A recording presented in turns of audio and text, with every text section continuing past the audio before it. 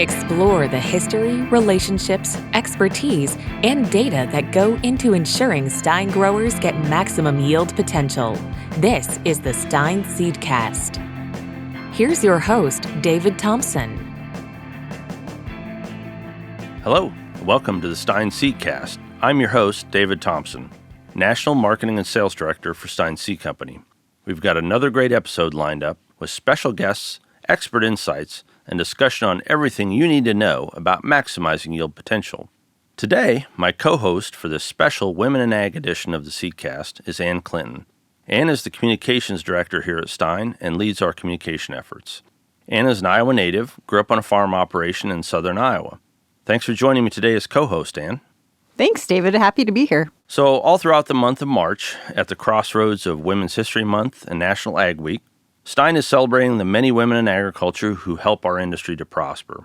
On today's Women in Ag edition of the Stein Seedcast, we're excited to welcome our special guest, Meaghan Anderson, field agronomist for Central Iowa and industry extension specialist for Iowa State University Extension and Outreach. Welcome back to the show, Meaghan. Thanks for having me, David. So today we're going to learn about Meaghan's background as a woman in ag and her current position and how she helps support farmers all across the state. She plans to share her predictions for the 2024 growing season and how our early warm weather so far this year is going to impact things like soil moisture as we head into the busy planting season. So let's get started. So, Meaghan, I know you've joined us on the podcast before, but just kind of as a level set, I guess, tell us a little bit about yourself, some of your background, and how you came to where you are today. Yeah, I grew up on a farm in central Iowa in Dallas County, actually, so not too far from Stein headquarters. And I had 3 older brothers, so I didn't really do very much on the farm as a kid. But I enjoyed my time, just kind of doing whatever I wanted outside. And I went to Iowa State University and didn't start actually in agricultural degree. I started in biology, and it wasn't until I went back for, I think, a weekend in October my freshman year, and I was sitting in the combine with my dad, and I thought, what I'd really like to do when I grow up is be able to help farmers. Right. I don't want to come back and farm necessarily, but I would love to be able to help people like my dad. And so I went back to Iowa State, and in the spring semester, I took my first agronomy class, and I changed my major, and it's all been kind of history since. I got an undergrad degree in agronomy at Iowa State, and then I went on and actually got a master's in crop production physiology with a focus in weed science, and I've really been working for Iowa State ever since. Just kind of interesting that you share that story. Our most recent episode of the podcast, we had Jessie Scott, who's editor of Successful Farming Magazine, and she talked a little bit about, there's sort of this dichotomy of growing up on the farm, and maybe there's this innate desire to maybe go see other things, right? And that's a little of my story as well. Growing up, wasn't necessarily visualizing being a part of agriculture, and then you get away from it just even for a little while, and you realize, oh, maybe that's where there's some innate desire to stay connected with agriculture. So that's kind of interesting you bring that up. That's the second time we've heard that in as many podcasts, so that's pretty exciting. So you made a decision to kind of change majors after riding in the combine. What other influences did your small town community have on you in your decision to look more at agronomy?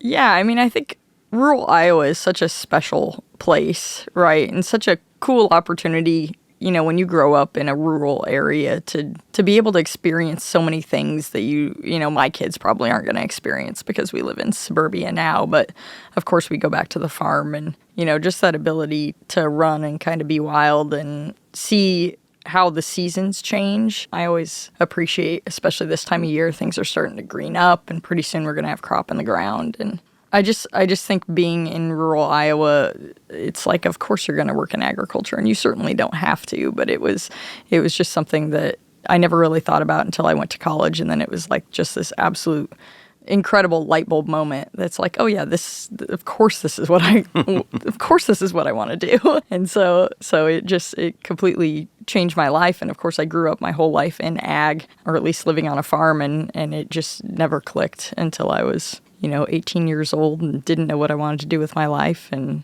apparently, I don't know, my dad doesn't know this, right? But apparently he had a really big impact on me that one day in October of whatever year that was, right?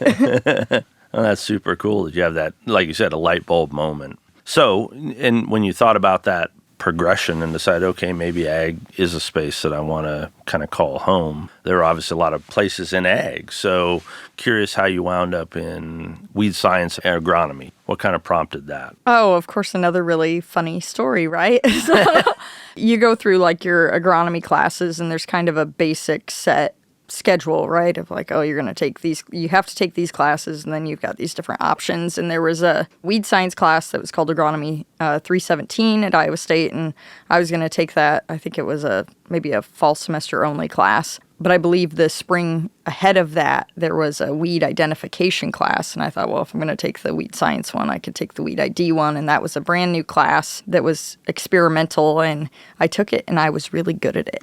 And my professor told really good stories about like the ecology behind weeds, right? Why weeds are successful, things that they have inspired, right? Like burdock inspiring the development of Velcro, right? And just all these really interesting things about weeds and how the weeds kind of always win. And that really struck me so much so that before I graduated, I had a job offer from a company and I wasn't really sure whether I wanted to take it. And so I sort of asked that professor, Bob Hartzler, offhand, hey, would you have an assistantship available for a master's student? And I just sort of said it in passing. And then I think he emailed me later and said kind of like, were you serious about this? Because we can figure this out. And so then that was when I went on to grad school. So it was another, crisis of not knowing what I want to do with my life, that just kind of happily everything fell in place and it worked out really well. Seizing opportunities.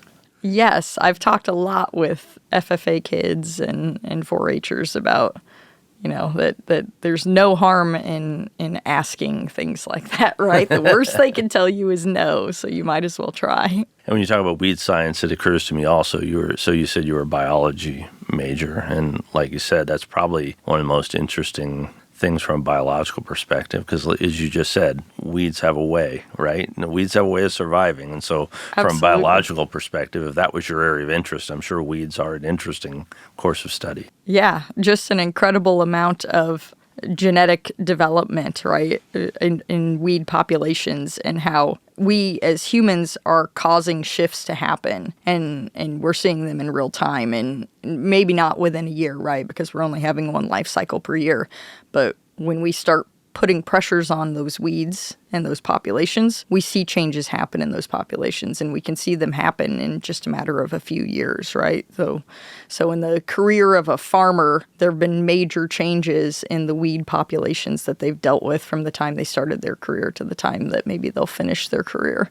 So that's really fascinating. Selection pressure kind of works both ways. I mean, in our business, from a breeding perspective, we use that to select for all kinds of characteristics in seed. Weeds have the natural ability, or they respond to the environment, right? Absolutely. Whatever they're being, treated with is by nature is a selection pressure. So, yeah. Sounds like you've had some great influences along the way that has made some important decisions in your life. Tell us a little bit about what you do now and how you are working with farmers. So in my job now, I serve a 9-county territory in central Iowa. So I serve kind of like Highway 30, I-80, Highway 92 corridor through the central part of the state. And I work a lot with farmers one-on-one, work a lot with others in ag industry, especially because in my job in 9 counties, I can't have the footprint in every county with every farmer that I would really just love to have. That would be amazing. But I work a lot in the train the trainer route, right? So we do a lot of meetings and field days and providing research-based information to farmers, either directly to them or via, folks like the agronomists that they work at co-ops and other ag retail outlets. And then do a lot of one-on-one work with farmers and others as well, trying to help diagnose problems in the field. So that's, of course, my favorite season is when we get to get outside and we start seeing things that are mostly going wrong. But I do like to get phone calls when things are going well. They just don't happen as often as when I get phone calls about, issues out in the field. But I get to do a lot of really fantastic, varied things in my job. I can do research if that's relevant and of interest to me. So I help farmers set up on-farm trials when they're interested in doing that kind of thing and analyzing data. But I really get to pick the path I go on. And what's fascinating about my job is that we all kind of have our niches, right? I'm one of 11 of us across the state, and each one of us has a background that varies. And so whereas I, of course, am highly interested in weed science along with all my basic agronomy, I have colleagues who know about manure and soils and breeding and all kinds of things that I just don't have as much of an expertise in. And so we have that ability to draw on that network, which is also really helpful. So you kind of lean on some of the other team members to help answer questions that are in other areas of specialization. Absolutely. Cool. Yeah, it's a great network to have. So as we think about, I guess I'm curious because you talk to, again, a lot of folks, a lot of farmers and a lot of industry folks. What are some of the trends and challenges that you see unfolding in, row crop production, agriculture today in your area? I think there are a number of challenges, right? Of course, water quality has been a big challenge that we have dealt with for a long while, and making sure that we keep our soil where it needs to be in our field and not downstream giving up that, high quality soil and those nutrients to someone else. And that's something that is harder to have a conversation about in central Iowa and in north central Iowa because we have very flat soils. But we certainly, when we have these windy days, we lose a lot of that soil with wind that's moving places that we don't intend it to. And so that's something that I think is not going away, and something that we need to think about how we can manage or make improvements in our management of those, right? Keeping residue on top of the field so that we can protect that soil and keep that soil where we want it to be.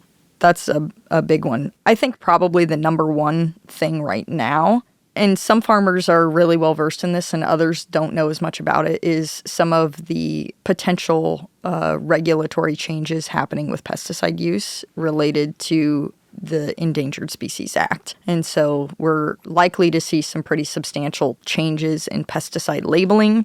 And we don't really know what that looks like, right? We're really sort of like, it's kind of a hurry up and wait, right? We saw this draft herbicide strategy come out last fall, and we've been hearing a lot about these lawsuits that the EPA has been facing. And so now it's kind of this waiting game to sort of see what this final strategy, now that the EPA received, I think I heard over 15,000 comments on that strategy, sort of waiting to see what they're going to come out with for a final strategy that's really going to shape every pesticide label, but herbicides are going to come first, and that's going to be potentially pretty dramatic effect on the way that we work in agriculture, and we just don't really know what that'll look like right now. And so it's going to be really interesting to see in the next maybe 4 or 5 years how that shapes up.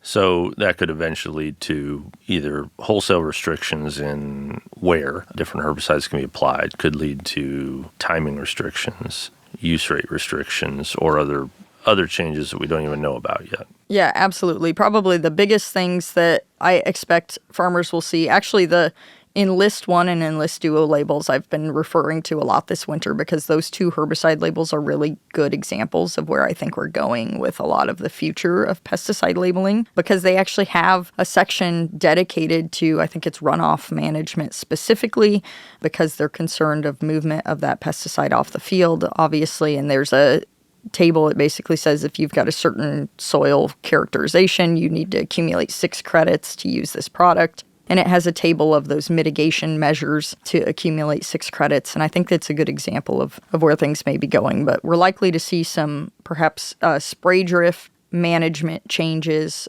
likely to see changes depending on the pesticide, but also runoff or movement with water and soil, and likely to come with some interesting necessity for perhaps conservation practices on some of these labels, right? Use of grass waterways and spray buffers, or even grass buffers, and in certain areas, terraces, things like that. And so it's they've called it kind of a pick list, right? So you can pick what works best for you, but it may in some fields require some changes in the management in that field. So certainly a move toward maybe a more holistic view of the weed management profile. And weeds to start with, but then looking at insecticides and fungicides and other pesticides as well. As we're talking to you today, Meaghan, it's nice outside, and I know farmers are kind of getting itchy. As you reflect on the year that was, the planting season that was, and think about planning in 2024, what are some of your predictions or thoughts that will happen here this year? Oh, man. I know everybody's getting really antsy right now, right? We're in the middle of March here, and there's already a lot of field work that's happening because conditions are really great for field work right now. And our forecast, for the longest time has said kind of warmer than average temperatures. So I expect that it's probably going to be a pretty early planting season, right? Warmer than average doesn't mean 70 degrees like it is right now, right? It just means it's, potential for it to be warmer than whatever the average is for that time frame. And so we may not experience during planting season these like really dramatic highs every day, but it is likely that we're going to get started earlier. The real question mark, I think, is what is going to happen moisture-wise, because we keep seeing these predictions of rain in the forecast, and I think I've maybe accumulated 1/10 of an inch of rain out of the last, 2 predicted storms. And so we are going to need moisture at some point.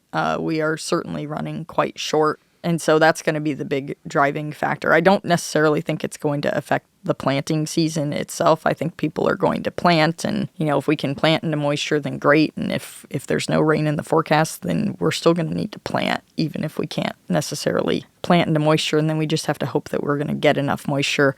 And so that'll be different. But I think we've experienced a little bit of that before. I can't remember what spring that was. Was that 21 maybe? Yeah. That we were quite dry, and I was getting phone calls like, how deep can I plant my soybeans to get to moisture? And there's a few things we can do to manage that, but the rain is going to be the big question mark. So, that was going to be my next one. Follow-up question was, the big variable, of course, is, you don't know how much moisture you're going to get. So how much, or at what point do you start to call in plan B and plan C? Because like you said, we're sitting here in very early spring. We don't know what it's going to do, but certainly the trend is not great. So if you're a farmer today saying, okay, what should I be planning for? What things do you advise them to think about, knowing that we don't know what's going to happen here? Yeah, I mean, I think that you need to plan for a high-yielding crop in order to have a high-yielding crop, right? Yeah. So if you start out the season thinking, this year's going to be terrible, we're not going to get rainfall, it's going to be a drought, then you're already sort of setting yourself up to not get what you expect out of that crop. And so I think there's nothing you can do, at least at this point in March, but have optimism. There are some things management-wise, especially if you're thinking about moisture, and as we continue to head toward April, we remain really dry. Certainly, like those folks that have cover crops, I would be thinking about my termination timing and how much moisture those might be using, and whether I need to take advantage of this nice weather and get them terminated early so that they can be a good residue cover, but they're not going to be fighting my crop for moisture or stealing some of that moisture from the soil, especially because they greened up so early, right? They're going to be way ahead of schedule this year. Other things would be thinking about, like, do I need to be doing tillage right now? Because every tillage pass could remove basically up to 1/2 inch of moisture or so from the soil, right? So if we can pull back on those tillage passes that we don't really need for the production of the crop, right? We don't need it to create a smooth seed bed. We don't need it to incorporate herbicide. Those kinds of things right now are the big management factors that I'm thinking about. And then just making sure that I have everything set up so that I can have a good growing season. Don't skimp it up front, because you'd never get a chance to have a do-over on that. Absolutely. And you know what everybody always wants to cut is their herbicides. Kills me as a weed scientist. Meaghan, as one of several across the state, how do you recommend growers leverage the university extension experts? I mean, I think that I personally, right, not that I'm biased or anything, but I think we're a pretty invaluable resource to growers. And I think of it in a number of different ways, primarily farmers and even agronomists working at co-ops, right? We all have different pressures on us, and you can't be an expert in everything. And you don't have the time necessarily to go look up what does the research say about this practice that I'm thinking about doing? Or, if I'm going to invest this extra money in fertilizer, do I need to put it toward more P and K, or do I add sulfur, or what, Micronutrients, what do I do? And those are the kinds of things that we can help with, even just those kind of off-the-wall questions. And what's really nice is that we have big networks that we can leverage, right? So just like I said, I'm not an expert in everything, but if you call me about a question that I don't have an answer to, odds are pretty good that I'm going to be able to find somebody. And so a really good example of that is I talked to somebody just yesterday, and he wanted to top dress nitrogen on a cereal rye cover crop that he's going to harvest for feed for his livestock. And he had UAN on hand, but he was worried about burning the rye if he sprayed UAN over the top, and that's absolutely a concern. So he could go purchase urea and then have to find somebody to dry spread the urea instead of being able to apply it with his sprayer. But he really wanted to know how he could get the UAN on, or if he could, while minimizing the potential harm to his crop. And so I did a little bit of research, right? Looked at some other extension services that work a lot more in wheat and other small grains, and found that they're using primarily what they would call like a streamer type nozzle. So I called them up and said, hey, have you ever heard of streamer nozzles? That would be a really good option to get your UAN on. You're basically eliminating any concern for drift that you're going to get with the nozzles that you would have on your typical sprayer, and you're going to be dramatically reducing the likelihood of any visible crop injury that could cause any harm to the crop. And so anybody could have looked up that information and found it, but he just happened to call me, and I was able to get that for him in the matter of, a half hour or so. And so I think we're a really fantastic resource with a lot of kind of networks out within Iowa as well as beyond Iowa to get answers to the questions that farmers and other folks in the ag industry are having. So one of my questions was going to be how you collaborate with other states, because there are extension services in other states. Sounds like you do reach out to them from time to time for various things as well. Yeah, absolutely. We do a lot of multi-state work. So, having multi-state trials and information where we can say, especially with herbicides, let's look at how this herbicide performs in different environments. Because just like the environment in Iowa is not the same every spring when you go to spray your herbicide, right? We can leverage information from different areas to look at how do different amounts of rainfall affect these herbicides and how they work. What about different soil types? And so what I really like in a herbicide, if I don't know what the weather's going to do, which I often don't, is a herbicide that's going to perform well in a lot of different environments. And so that's where we can really leverage this broader geographical information. From the weed science perspective, I do a lot of work with some of my colleagues in other states and it benefits me, I think, maybe more than them, but I definitely like to leverage their knowledge. And just like me and my colleagues all have our different expertises, there are other universities that are doing really good work that doesn't necessarily need to be replicated in Iowa to be extremely valuable to Iowa growers, right? Like NDSU used to do all kinds of adjuvant work with pesticides, and Purdue does a lot of work looking at spray nozzles as well as Nebraska. And so being able to leverage all these different resources from other universities that are still super relevant to us is really awesome. And like I say, selfishly, I think it works out the best for us here in Iowa. We mentioned at the start of the podcast that you have been a repeat guest here on Stein Seedcast, and we're really happy that you're here and share your agronomic information with us. It's Stein. We're celebrating Women in Ag all month of March, and your podcast will air as we're kind of wrapping up that celebration.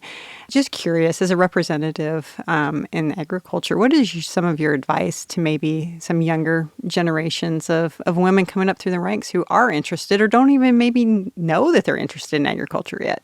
Oof, that is a heavy, heavy question, because when I think back to myself as a teenager, 16, 17, 18 years old, I had no idea that this was what was waiting for me, right? We didn't have FFA at my school. I had older siblings that took care of pretty much everything on the farm. I maybe moved a little equipment. I mowed the lawn, right? So I got my riding lawnmower time in.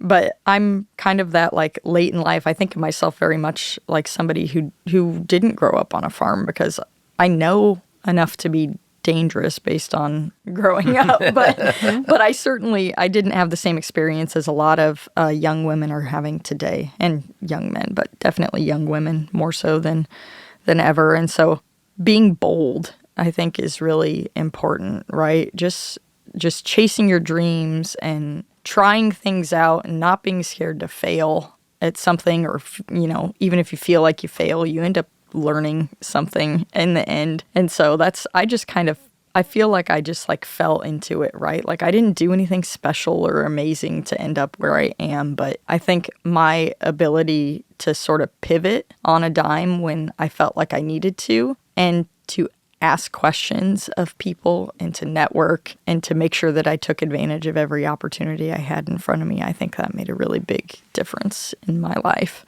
And I think there's a ton of opportunity out there for young people who are really interested and really wanting to learn more. I'm actually going to take my nephew with me later today to go look at some fields, because that's awesome. he takes some FFA classes at his high school, and I'm like, all right, you're going with me. So just take advantage of any opportunity. And people are always welcome to reach out to me, right? That's great. I love talking about my career and how young men and women might be able to leverage my network, right? Kind of bring themselves into the ag industry.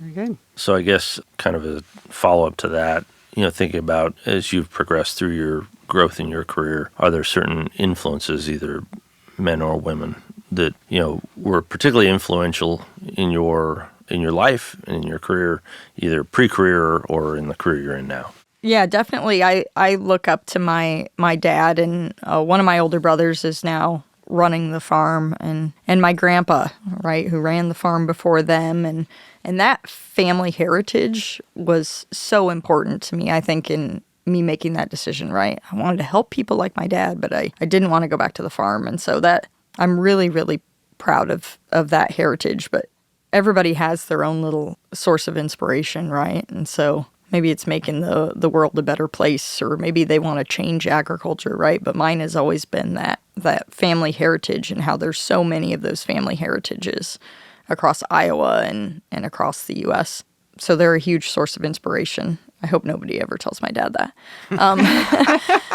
Or my brother. Oh, man. Would you like to say their name? No, I don't. I don't want to say their names. But I work with a lot of really incredible women who totally paved a path for me to be as successful as I am, right? Because for a long time, agriculture was not as, I would say, friendly and open and easy for women to get into as it is today. And so that's something that I hope I don't take for granted, right? All the work of the women that came ahead of me. And so I work with a lot of really amazing women, right? Like I have colleagues that started going to our integrated crop management conference, right? Which is now 30 some years old, right? And at like the first integrated crop management conference of the 500 or 600 people or whatever, there were like 3 women, right? And so now we're more than 10% of the attendees of that meeting, right? And so it's just incredible to see all these women that paved the path ahead of me. So I've got a fellow agronomist, Angie Rekins, that she deserves a total shout out for being am I allowed to say badass woman in agriculture? Because that is exactly what she is. Love it. Well, Meaghan, as always, pleasure having you on the podcast. Thanks for coming back and sharing your story as a woman in ag, and what you do for farmers here in Iowa, and what Extension does for farmers all across the U.S. Really appreciate you being here. Thank you. And also, thanks, Ann. Thanks for joining us on the podcast and helping us out. Thank you. It was a pleasure to be here. It's nice to be with you, Meaghan. So that's our time for today. I'd like to thank our guests and our listeners for joining us on another episode of the Stein Seedcast. We'll be back again soon with more expert interviews and insights about all things Stein. And to never miss an episode, subscribe to the Stein Seedcast wherever podcasts are found.